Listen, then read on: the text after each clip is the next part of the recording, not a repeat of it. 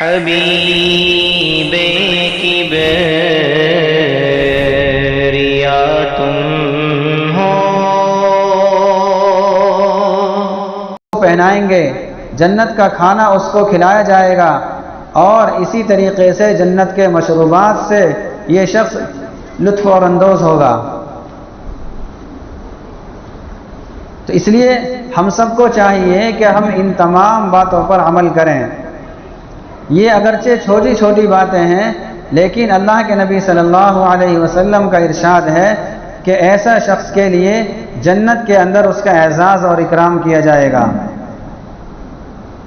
اسی طریقے سے ایک مرتبہ اللہ کے نبی صلی اللہ علیہ وسلم نے صحابہ کرام کے سامنے جنت کے ایک بالا خانے کا تذکرہ کیا اور اس کی عجیب و غریب باتیں بتائیں کہ وہ بالا خانہ ایسا ہوگا کہ اندر سے باہر کی چیز نظر آئیں گی اور باہر سے اندر کی چیزیں نظر آئیں گی، یعنی انتہائی خوبصورت ہوگا.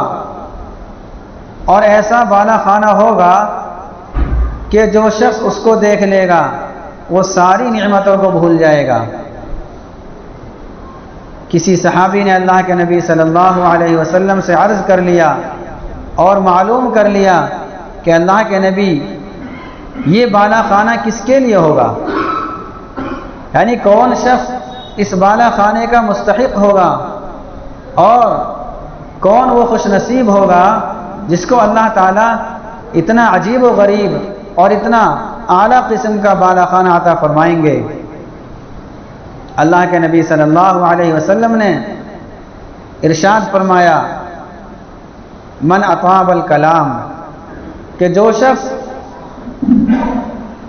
اچھی گفتگو کرتا ہو، خوش مزاج ہو، ایسی باتیں کرتا ہو کہ اس کی باتوں سے کسی کو تکلیف نہ ہوتی ہو، کسی کو ستانے کی بات نہ کرتا ہو، کسی کو رنجیدہ اور غمگین کرنے کی باتیں نہ کرتا ہو. یہ اگرچہ بہت چھوٹی سی بات لگ رہی ہے، لیکن اگر آدمی اپنے گریبان میں جھانک کر دیکھ لے تو میرے خیال سے بہت سارے لوگ اس بیماری میں مبتلا ہوں گے کہ اپنی باتوں سے کسی کو تکلیف پہنچانا، ایسی باتیں کہہ دینا جو دوسرے کو بری لگے، ایسی باتیں کہہ دینا جو کسی کے دل کو لگ جائے اور اس کو وہ باتیں اچھی نہ لگیں. اللہ کے نبی صلی اللہ علیہ وسلم نے ارشاد فرمایا کہ اگر کوئی شخص اس بالا خانے کو لینا چاہتا ہے اور اس بالا خانے میں جانا چاہتا ہے تو سب سے پہلا کام اس کو یہ کرنا پڑے گا کہ وہ اچھی گفتگو کرے، لوگوں کا دل نہ دکھائے، لوگوں کے ساتھ حسن اخلاق سے ملے، ان کی رعایت کرے، خوش مزاج ہو. ہاں، اگر کوئی دین کی بات ہو اور دین کی بات کہنے سے اگر کوئی ناراض ہو رہا ہے تو پھر یہ اس میں نہیں آئے گا. یعنی ایسا نہیں ہے کہ دین کی بات کہنے سے اگر کسی کو تکلیف ہو رہی ہے تو یہ شخص اس بالا خانے کا مستحق نہیں رہے گا، بلکہ ایسا شخص ضرور مستحق رہے گا. دین کی بات بھی حکمت سے کہنی چاہیے. قرآن کریم میں ہے، ادعو الی سبیل ربک بالحکمت والموعظۃ الحسنہ، کہ تم اللہ کے راستے کی طرف بلاؤ حکمت کے ساتھ.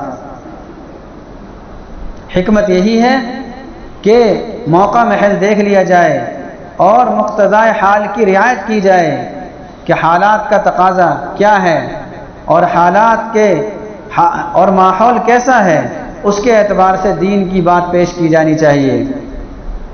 اور دوسری چیز اللہ کے نبی صلی اللہ علیہ وسلم نے جو بات ارشاد فرمائی وہ یہ فرمائی، من اطعم الطعام، کہ جو لوگوں کو کھانا کھلائے، ضرورت مندوں کے کام آئے.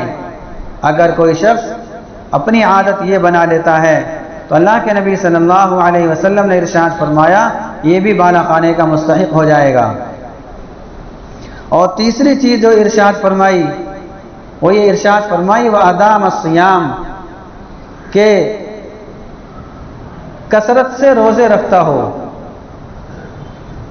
کثرت سے روزے رکھنے کا مطلب یہ ہے کہ جن روزوں کی اور جن دنوں میں روزے رکھنے کی فضیلت ثابت ہے اور احادیث نبویہ سے ہمیں یہ بات ملتی ہے کہ ان دنوں میں روزہ رکھنے کی کوئی فضیلت ہے تو ان دنوں میں روزہ رکھنا، اور جن کی کوئی فضیلت ہی نہیں ہے یا جن کی ممانعت آئی ہے، مثال کے طور پر عید کے دن روزہ رکھنا یہ حرام ہے، یہ ناجائز ہے، تو اب اگر کوئی شخص مسلسل روزے رکھتا ہے تو یہ اس بالا خانے کا مستحق نہیں ہوگا، بلکہ یہ غلط کام کر رہا ہے۔ مسلسل روزے رکھنے کی ممانعت آئی ہے، بلکہ چھوڑ چھوڑ کر روزے رکھنے چاہیے۔ ایک دن روزہ رکھ لیا، ایک دن افطار کر لیا، یعنی ایک دن روزہ نہیں رکھا۔ اس طریقے سے اگر کوئی مستقل روزے رکھتا ہے، 10 دن 15 دن لگاتار ہی روزے رکھتا ہے، تو اس کی ممانعت آئی ہے، ایسا نہیں کرنا چاہیے۔ اس لیے کہ دین پر جو عمل کیا جاتا ہے وہ اپنی ذات کو سامنے رکھ کر نہیں، اپنی خواہشات کو سامنے رکھ کر نہیں، بلکہ اللہ تعالیٰ کے حکم کو سامنے رکھ کر عمل کیا جاتا ہے۔ اور اللہ کے نبی صلی اللہ علیہ وسلم کا فرمان ہے کہ مسلسل روزے نہیں رکھنے چاہیے۔ اسی طریقے سے راتوں کو نماز پڑھے جبکہ لوگ سو رہے ہوں، وصلی باللیل والناس نیام، کہ راتوں کو نماز پڑھنا اور لوگ سو رہے ہوں، مطلب یہ ہے کہ رات کی تنہائی میں اٹھ کر اللہ کے سامنے گڑ گڑانا، اللہ کے سامنے نماز میں کھڑا ہونا، تو یہ چاروں چیزیں جس کے اندر آ جائیں گی، اللہ کے نبی صلی اللہ علیہ وسلم نے ارشاد فرمایا کہ ایسا شخص اس بالا خانے کا مستحق ہوگا۔ تو پہلی چیز اللہ کے نبی صلی اللہ علیہ وسلم نے یہ ارشاد فرمائی کہ بھوکوں کو کھانا کھلانا، یہ چیزیں رفع درجات کا سبب بنتی ہیں۔ اس لیے ہم سب کو چاہیے کہ ہم سب تمام باتوں پر عمل کریں۔ اور دوسری چیز جو اللہ کے نبی صلی اللہ علیہ وسلم نے ارشاد فرمائی، سلام کو عام کرنا، سلام کو پھیلانا۔ حدیث میں اس کی بہت فضیلتیں وارد ہوئی ہیں۔ ایک حدیث میں اللہ کے نبی صلی اللہ علیہ وسلم نے ارشاد فرمایا کہ سلام کرنے سے آپس میں محبت پیدا ہوتی ہے، اختلاف ختم ہوتا ہے، اتفاق پیدا ہوتا ہے، محبت اور الفت پیدا ہوتی ہے، آپسی رنجشیں ختم ہو جاتی ہیں۔ اگر کوئی سلام کرتا ہے اور سلام کے بعد اگر کوئی شخص مصافحہ کرتا ہے تو حدیث میں ہے کہ ان کے جدا ہونے سے پہلے ان کے گناہ معاف ہو جاتے ہیں۔ اور ایک حدیث میں ہے کہ گناہ ایسے جھڑتے ہیں، اگر کوئی شخص سلام کے بعد مصافحہ کر لے تو گناہ ایسے جھڑتے ہیں جیسے کہ سردی کے موسم میں درخت کی ٹہنی کو ہلانے سے پتے جھڑ جاتے ہیں، اسی طریقے سے اس کے بدن سے گناہ جھڑ جاتے ہیں۔ تو سلام اور مصافحے کی بہت فضیلت آئی ہیں، تو سلام کو عام کرنا چاہیے۔ قرآن کریم میں بھی کئی جگہ ارشاد وارد ہوا ہے کہ جب تم گھر میں داخل ہو تو سلام کر لیا کرو۔ اس لیے ہم سب کو چاہیے کہ ہم ایک دوسرے کو سلام کیا کریں۔ ایک حدیث میں آیا ہے کہ سلام کرو چاہے سامنے والے کو پہچانتے ہو یا نہ پہچانتے ہو۔ اس کا مطلب کیا ہے پہچاننے اور نہ پہچاننے کا؟ اس کا مطلب یہ ہے کہ اگر تمہیں اس کی شکل سے، اس کے چہرے سے، اس کے لباس سے، اس کی وضع قطع سے مسلمان لگ رہا ہے، یا آپ اس کو پہلے سے پہچانتے ہیں کہ یہ مسلمان ہے، تو اس کو سلام کرنا چاہیے۔ بعض مرتبہ ایسا ہوتا ہے کہ انسان کی شناخت نہیں ہوتی، اس سے ملاقات نہیں ہے اور لباس بھی نہیں بتا رہا ہے کہ ایمان والا ہے، اب اگر وہ شخص سلام نہ کرے تو وہ اس وعید میں نہیں آئے گا، چونکہ اس نے پہچانا ہی نہیں، اسے یہی پتہ نہیں ہے کہ ایمان والا ہے یا ایمان والا نہیں ہے۔ ہاں اگر اتنا پتہ ہے کہ ایمان والا ہے تو اب یہ پہچاننا ضروری نہیں کہ میرے خاندان کا ہے، میرے تعلق دار ہے، یا میرا کوئی رشتہ دار ہے، یا میری اس سے پہلے ملاقات ہوئی ہے، فلاں محلے کا رہنے والا ہے، اب پہچانے نہ پہچانے، صرف اتنی پہچان ہونی چاہیے کہ ایمان والا ہے تو اس کو سلام کرنا چاہیے، اس لیے کہ غیر ایمان والے کو سلام نہیں کرنا چاہیے۔ اگر ایسا مجمع ہو جہاں کچھ لوگ اکٹھے ہوں، وہاں مسلمان بھی ہوں اور غیر ایمان والے بھی ہوں، تو سب کو سلام کرے اور نیت یہ ہونی چاہیے کہ میں اپنے ایمان والے بھائی کو سلام کر رہا ہوں۔ اور تیسری چیز جو ارشاد فرمائی اور آخری چیز کہ رات کو نماز پڑھنا، تہجد کا پابند، تہجد کی نماز پڑھنے والا، کہ اللہ تعالیٰ کو رات کی نماز اور تہجد کی نماز یہ اللہ تعالیٰ کو بہت پسند ہے۔ تہجد کی نماز کے ذریعے سے یہ بندہ اللہ تعالیٰ کا قرب حاصل کر لیتا ہے، اللہ تعالیٰ کے قریب ہو جاتا ہے، اور اللہ تعالیٰ اس شخص کو اپنا مخصوص بندہ بنا لیتا ہے۔ اللہ کے نبی صلی اللہ علیہ وسلم پر قرآن کریم میں ارشاد فرمایا، قم اللیل الا قلیلا،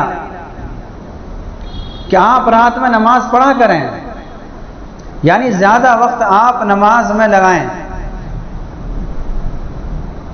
تو امت کے لیے بھی یہ ضروری ہے کہ اگر کوئی شخص یہ چاہتا ہے کہ میں اللہ تعالیٰ کا قرب حاصل کر لوں اور میں اللہ تعالیٰ کا مقرب بندہ بن جاؤں، تو اس کو چاہیے کہ وہ اپنے آپ کو تہجد کا پابند بنا لے۔ اور جب آدمی تنہائی کے اندر اللہ تعالیٰ کے سامنے اپنے آپ کو پیش کرتا ہے تو سب سے بڑی خوبی یہ ہوتی ہے کہ اس کے اندر سے ریاکاری ختم ہو جاتی ہے، دکھلاوا ختم ہو جاتا ہے، اخلاص پیدا ہوتا ہے۔